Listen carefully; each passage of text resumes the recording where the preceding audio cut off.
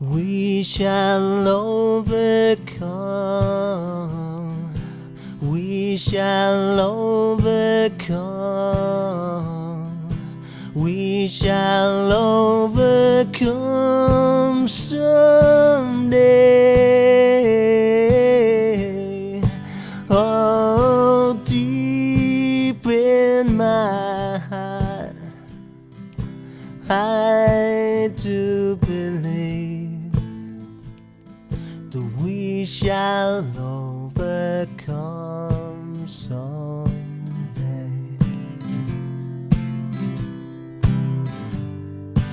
We'll walk hand in hand. We'll walk hand in hand. We'll walk hand in hand someday.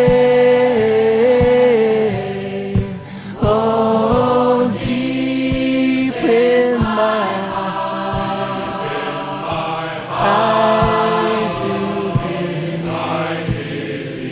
that we shall overcome someday.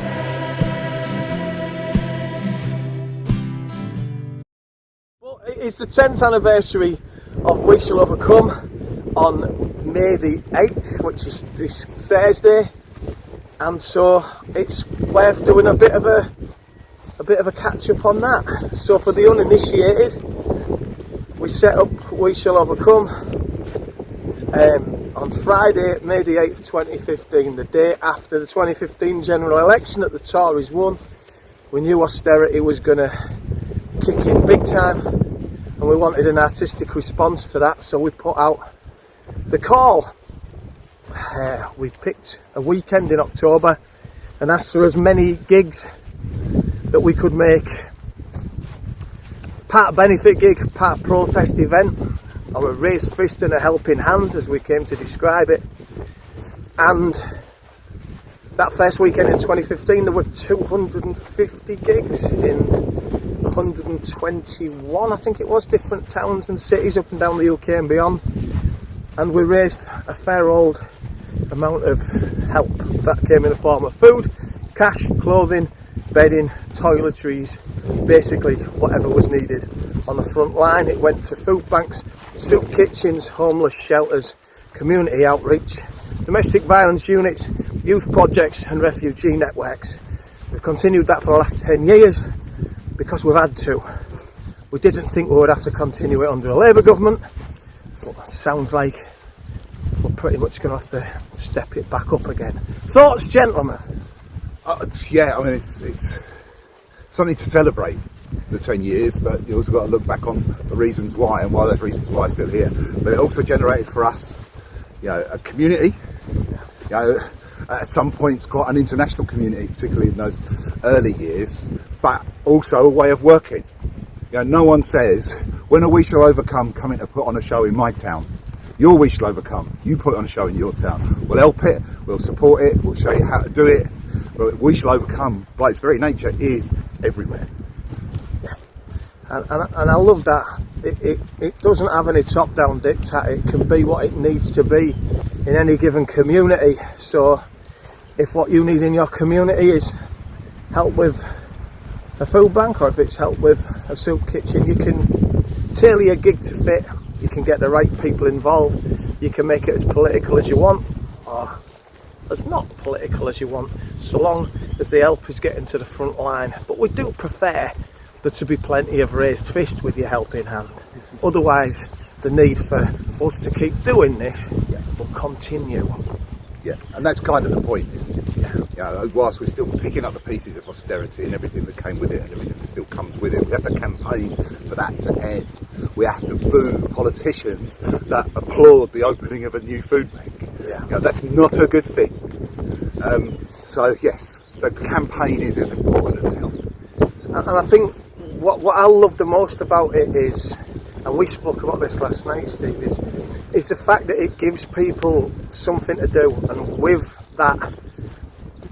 that something to do comes a little bit of hope. And there is no worse feeling than being helpless in the face of escalating crises all over the place. And just having the tiniest little thing to do can make you feel a part of something and can reinvigorate you and lift your spirits.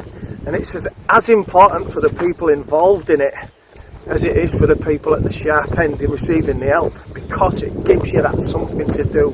You feel a part of a fight back. No matter how small that you imagine that might be, it isn't. As I've always said, it's only a tiny gesture until you realise that when 100,000 people make tiny gestures, they stop being tiny.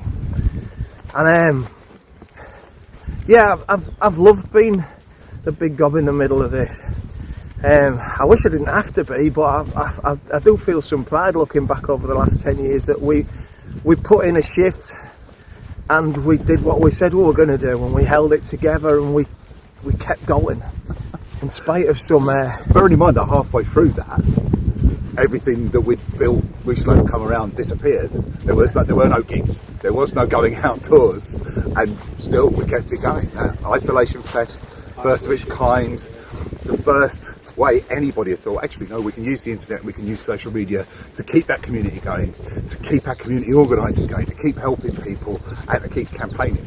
That was priority number one, was keeping Pauline's door open from the word go. We had that discussion at the day that we were locked down, and thankfully those of us that were watching COVID creeping across the world weren't doing the Boris Johnson thing of imagining Britain would be exempt.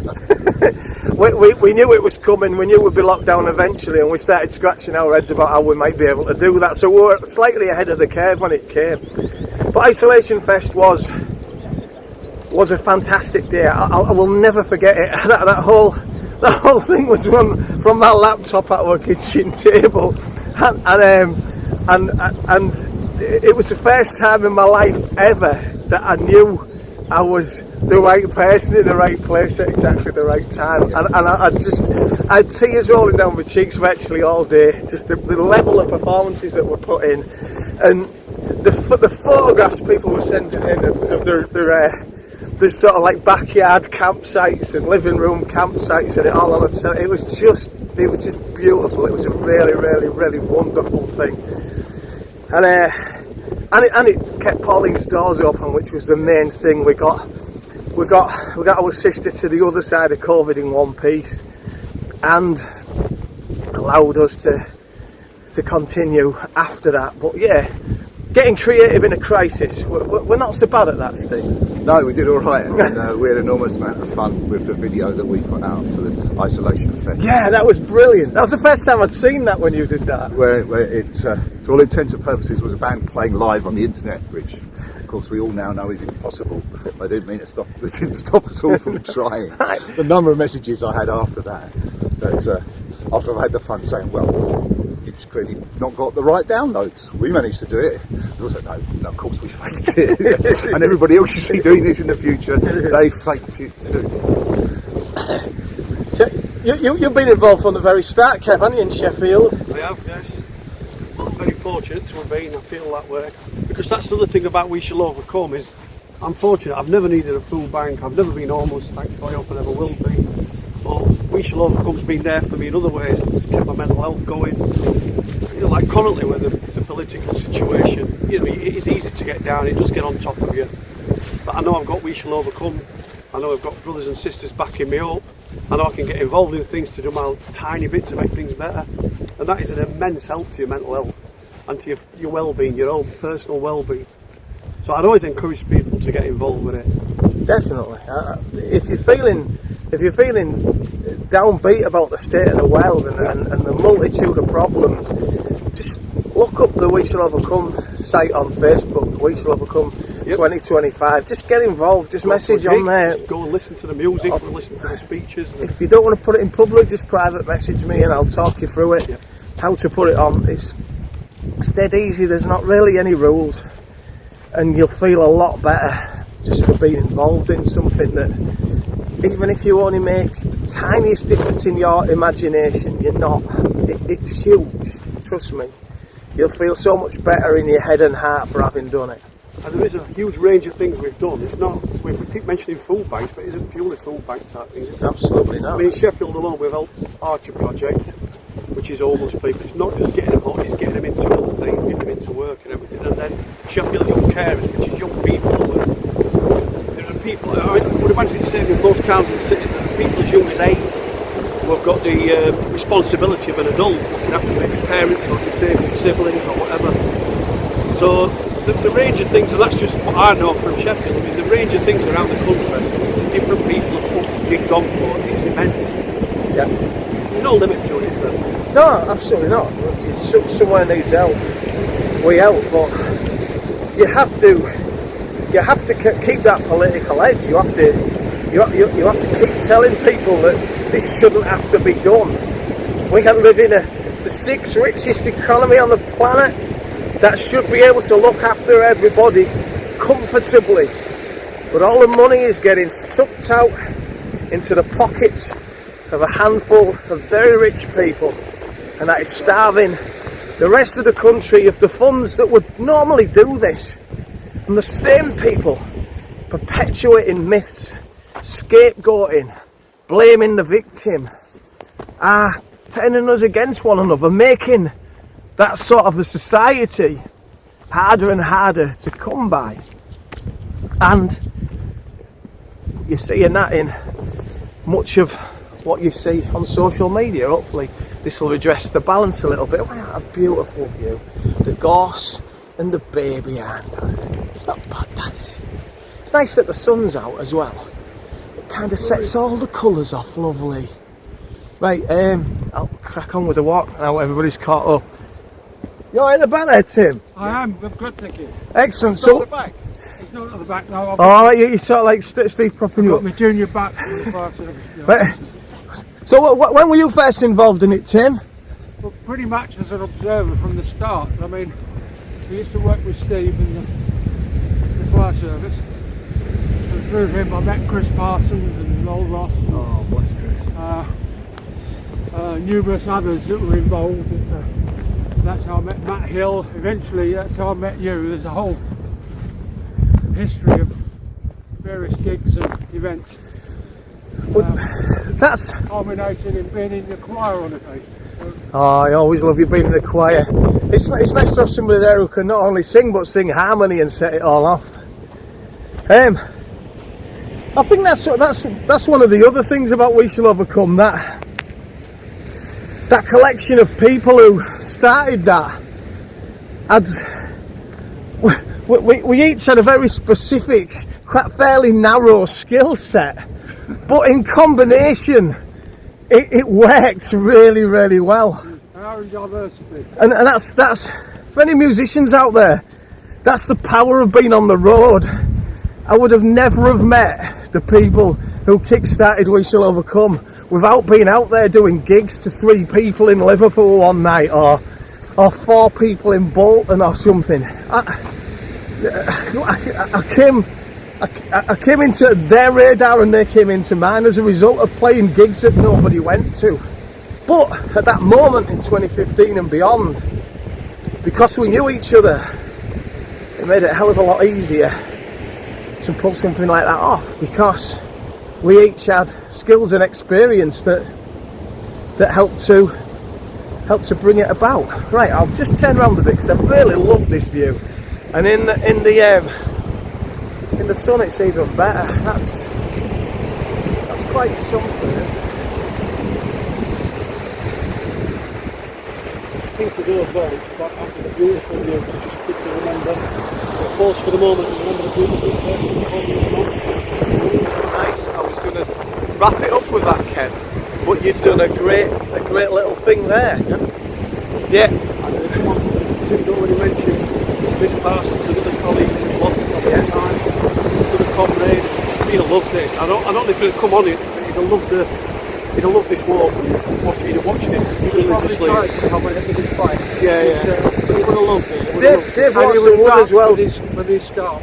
Yeah. Dave Wood over in Ulverston was one of the first people to volunteer a gig back in May 2015, and we lost him a few years ago. And obviously Steve Goodall. Steve Goodall, of course. Oh, sorry. our brother right at the heart of it, whose whole idea of putting on a weekend of protest kicked us off to thinking that way. It's been a long old 10 years. Morning. Morning. And but yes, Pauline, the beating heart really of We Shall Overcome, lost her mum a couple of weeks ago and said goodbye to her in the last few days. And it's only fitting that we dedicate this section of the walk to Pauline's mum and to all our fallen comrades along the way. And that to me seems like a decent place to end this particular section, so we will see you later. We shall live in peace. We shall live in peace. We shall live in peace someday.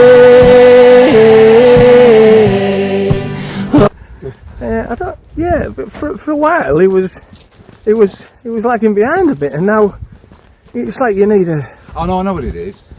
There we go. He's 10 grams lighter, isn't he? Oh, it's like we've made his rucksack later, eating his ginger nuts, and off he goes. We're back to We Shall Overcome again. Tim's on a different walk. Tim! Wait for young'uns! Hi! Wait for young'uns! Tim! War horse! Pacing yourself? It's them sunglasses what did it. He put sunglasses on and he's... It's like, yeah, he must have them thinks he's in Top streamlined. Do you think he had his name painted on the side of his submarine? Probably did. You're right. Well, I painted it, so yeah, it was. Brill. We're caught up. We are 4 again. Right, there we go. Okay, so latching on to our previous conversation about We Shall Overcome. We would have liked to have thought by now, after 10 years, that we wouldn't have to do this anymore. And it could have been argued that had the Labour government got in with the 2017 manifesto, maybe things would be slightly different by now. But you can't rewrite history, and here we are, probably having to work even harder this year with a Labour government in office who've doubled down on Tory austerity, attacked people who are already vulnerable, and have made the situation at street level far worse for activists who really shouldn't have to plug this gap. But here we are, Stu. Here we are, on a beautiful, beautiful day, talking about a £22 billion black hole. And that's an excuse for just keeping the capitalist project rolling along. I've drawn several cartoons of Keir Starmer, but ultimately the one to draw is the one that doesn't have a face at all, that's just left blank for capitalism to draw our own face on it. Nice. Nothing has changed other than we've got slightly less hope in the political process. Yeah, and that lack of hope in the political process is reflecting itself. I know people like to start shouting abuse at people who voted reform, but it's as much a reflection of the loss of hope in the political process as anything else. And I think you ignore that at your peril, because there's dark clouds on the horizon if we allow that to continue. Well, listen, for the anti-establishment to set themselves up as the establishment, and then for the establishment to set itself up as the anti-establishment, is, you know, cognitive dissonance at its very work best. is genius. If you just arrived from outer space, your analysis would be, how good are they at manipulating public opinion, manipulating the so-called democratic process, where actually these systems that are in place to keep the work done at the minimum possible cost and allow rich people to continue to accumulate wealth. It doesn't, and it doesn't matter what you do, that just keeps rolling along. It's quite extraordinary. It beggars belief sometimes. It actually, when you stop and look at it, the way it but it doesn't force them. They do it of their own accord. But the Liberal left become defenders of the status quo to the point where it's only a couple of weeks since they were cheering because a former Bank of England governor had become the Prime Minister of Canada. I mean, what is the matter with people? But not also that, he's managed to say something that's so worthy because he stood up to Donald Trump that, hooray, Carney the hero, who knew it, but actually the economic model is still in place. Other than the fact that he looks like he's going to duke it out with Trump over the whole issue of the 51st state, which is just chat. Yeah. Nothing's going to change. No. Kev, Tim, you got any input here? But most of all, I love you, 'cause you're you. I like a bit of Jim Reeves. I don't know why you're slagging him off. Oh, not that Reeves. Okay. Yeah, well, yeah, I'd see. I only got an O level in maths. I never went on to do the difficult stuff. But what would happen? Every bit of debt just disappeared, just cancelled. Who would starve? Who would benefit? But who would starve? The world population. There's no debt. Is it a rhetorical question? Opportunity. Yeah, I mean, but why can't that happen? Well, there has been some serious talk about it over the years, hasn't there? There have been political projects around here and there, and then ensure that it will cancel your debt, but you've got to buy arms as part of that deal. So you'll be in debt again? Yeah, so you'll be in debt again with. But in debt again with guns? That was just so much better.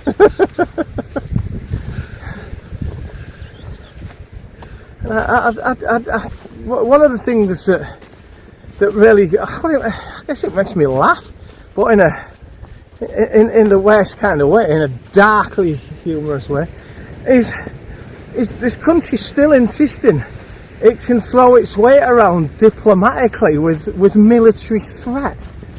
We've got no soldiers, we've got no tanks, we've got no aircraft, and we've got no money. We can't make our own steel, we can't refine our own oil, and warfare has changed in Eastern Europe. It's now fought by drones. But you can come and have tea and scones with the king. Yeah, well, possibly. That's the weight of our diplomatic power, isn't it? I have a letter from the king. If you please, be nice. Honestly, it's frightening. Empire thinking in the 21st century is utterly ridiculous. But that's precisely what it is. We are seeing the growth of new empires. Kev, you got great opinions on this? Now Tim's cancelled the wild debt. I think you've all said it, lads. Oh, come on, man. Can I mention I'm ready for my cup of tea at Bog Hall, or is that too early? It's a good few miles away, yeah. I think what a cup of tea, Kev. There's a £22 billion black hole. Where do you think your cup of tea is coming from? That's some sort of entitlement. British tea. It's just English exceptionalism. It's an exceptional black hole that may or may not exist, that may or may not take any time to plug, that may or may not be an excuse for not actually making people's living standards any better. But don't worry, they will. They're going to move harder and faster to do whatever it is they wanted to do. I ain't going to help you. Politically, it is so ridiculously childish in its thinking that all they had to do for the first year was rhetorically change tack to politically just allow people the notion that they were steady, but they were on the side of working people. But from day one, they've just attacked every single person, broken every single promise. And now, I thought the streets were angry before, but people hate them, absolutely hate them. And then a by-election results, it's like disappointing, we better work. Honestly, it's because palpable hatred out there. They represented hope. They represented the possibility of change, no matter how cynical you were about that. Here was a landslide Labour government. Here was the opportunity for change. And as soon as it's business as usual, the reaction's going to be much, much worse, because now the hope has gone as well. And that, that handmaidens for fascism, that's exactly what's happening. It's exactly what we're seeing now. It's exactly what we predicted. And Starmer's job and his cabinet's job was really, really easy after the election. Go to Clacton. Find out what bothers the people of Clacton. Because that's what's bothering everybody else. They just haven't voted in a Reform MP yet. Fix their problems by fixing the problems nationally. You'll be heroes.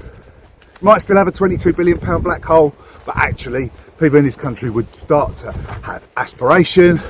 They start to be able to live lives that they felt were fulfilling, and they wouldn't be looking at the real villains who are now their heroes. Yeah.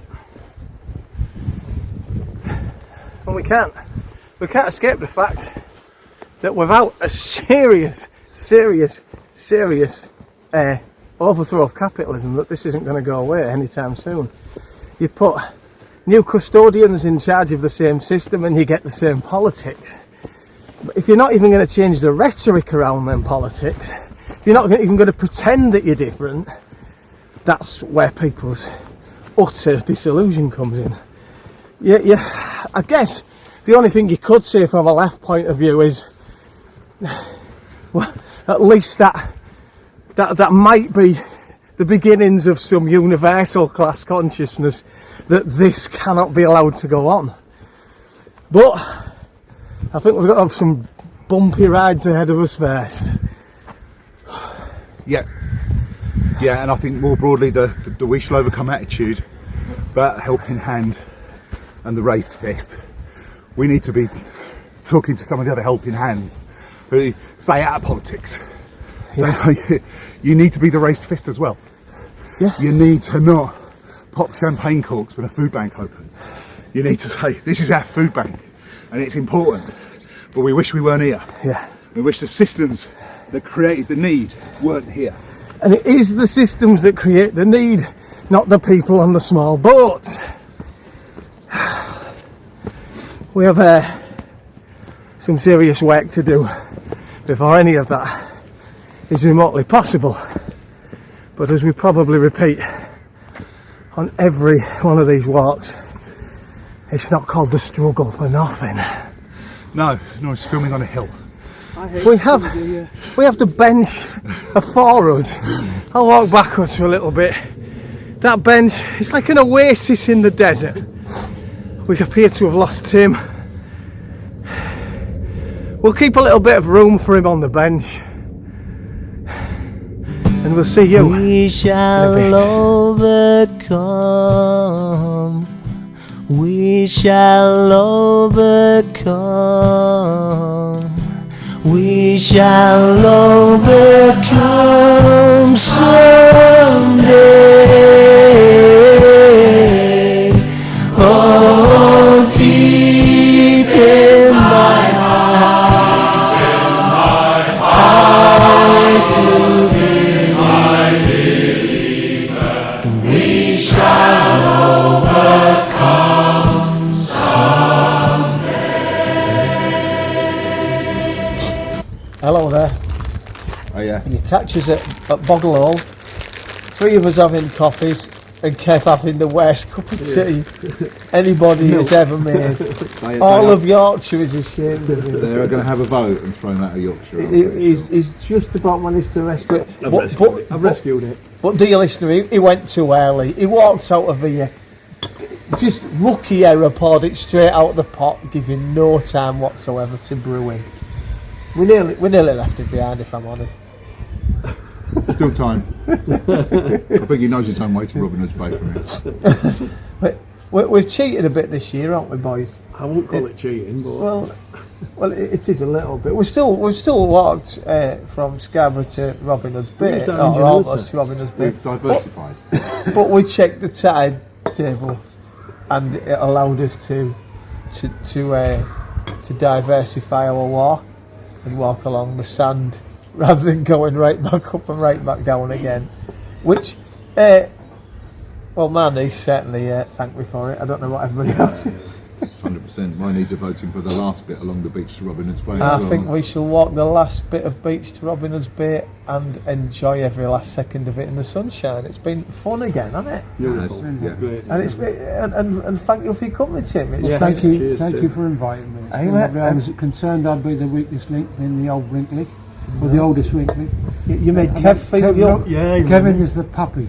Yep. He was doing his thing all the way. Once, are you all right? Are you all right? Tim? He was doing, He is carrying. Hey, Where's are you all right? Did I sound as patronising as that, really? Did I? where's his bag?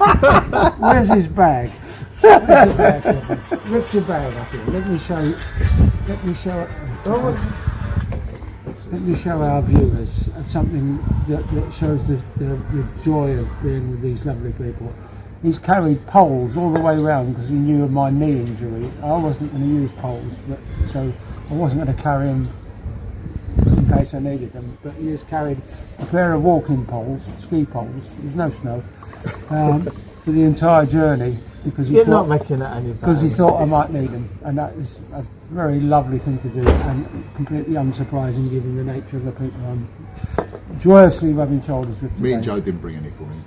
No, we knew it'd be And fine. saturated in the sarcasm and cynicism that is Wish Level, which is wonderful. It's lovely being amongst like-minded people who can relentlessly take the piss out of each other and not feel it or take it personally. It's lovely. Well, when we came to a sudden halt on some steps earlier, and I was immediately behind Kev, I can 100% vouch for the fact that he has 2 walking poles in his rucksack because he ended up with 1 up each nostril for a brief second. It wasn't the most comfortable of feelings, but you know. But otherwise, how would you have known that Kev had stopped? Exactly. You weren't going to put your underpants on your head, weren't you?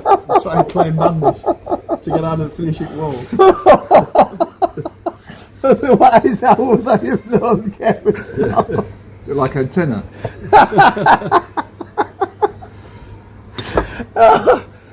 Brilliant. No, it's been brilliant. It's been special. I noticed that our medical aid for Palestinians fund had gone up to £600 last time I looked, which is absolutely fantastic. So thank you, each and every one of you that has thrown a few quid in the pot. I realise by the time that this video goes out into the world, some time will have passed, but the link will go with it and it'll still be active. And I hope that you do find it in your wallets and your purses and your hearts to throw a few quid to a very worthy cause. But thank you to everybody who has so far. So yeah, all right, politically speaking, what do we think 2026 is going to shape up to look like then? More of the same, unless. I maybe you should have asked that after you'd finished your Twiglets. If anybody's any doubt, Twiglets are not conducive to political discourse. I fear for more of the same. I fear for more need for We Shall Overcome, more need for the helping hand, more need for the raised fist. I'd like to think we'll get more organised, but I genuinely think things will get worse before they get better. But I would urge anybody out there who's despairing to get involved in something, no matter what it is. We Shall Overcome will increasingly become the raised fist rather than the helping hand, I think, over time, because there are plenty of other outlets in communities now for helping hands, because there simply has to be. So we will be making the message very clear that we shouldn't need to go beyond our 10 years, and we certainly shouldn't need to be doing it in a country run by an apparently Labour government that was formed by trade unions and campaigning groups as a political party for the working class, as a vehicle for representation of the working class in Parliament, and it's currently trampling all over us. Yeah, in a particularly faceless and uncaring way. No kind of representation seems to make any difference to the course that this government is on, which is to let the working class talk to the hand. They're just not interested. Yeah, and I think you can see the establishment side of things in there, can't you? Can you imagine if Corbyn had returned those kind of council election results? What voices will be shouting about Labour being finished, the government being brought down, a general election now, Well, that's how the machinery works, isn't it? And you know, and we talk about this, and unfortunately, there's a bit of a far right trope as well about mainstream media. But it's true. I mean, the treatment of Corbyn and anything that looked like a vaguely socialist idea is completely different to what's now the mainstream view. That, you know, what's most important is capital. What's most important is business. You know, and if more people are starving and more people are using food banks, well, I'm sorry, that's just how it is. £22 billion black hole, blah blah blah. Don't you know there's a war on? Yeah, brought it on yourself. Yeah, it's going to be tricky, but we will get to the other side of this, and We shall overcome. We shall overcome. We just, you know, we need people to just get involved. Well, as Steve says, there's going to be more need for the things we do, the fundraising we do, but there's also going to be more need for us to do what we do, because we've got to try and quell this toxic kind of atmosphere that's out there as well. Because there's a lot more hate and a lot more. It's just toxic, isn't it?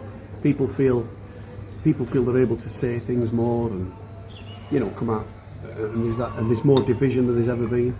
So it's not just about us raising money, is it? We've got to be there as well to keep each other going amongst ourselves, you know, to keep that fight, to fight against that toxic atmosphere and that hate and that division.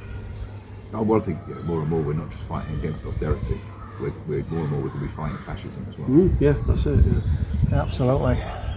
I think which we've been saying from the start. If we don't get active in communities, if we don't get active at trying to quell the levels of poverty that were bound to be inflicted, then fascism's never far behind. No. They've always fed off poverty, and that was the whole remit behind Dull Unity Shock was to ward off fascism in communities really up against it. There's no doubt about it that the West, that the country becomes financially the West, it will become in that regard, and the two will go hand in hand. Absolutely, they're intertwined.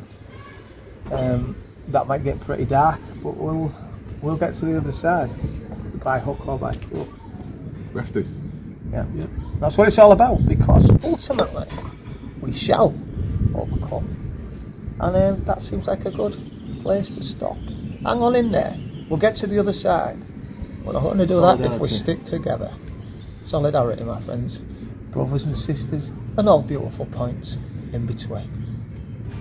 We shall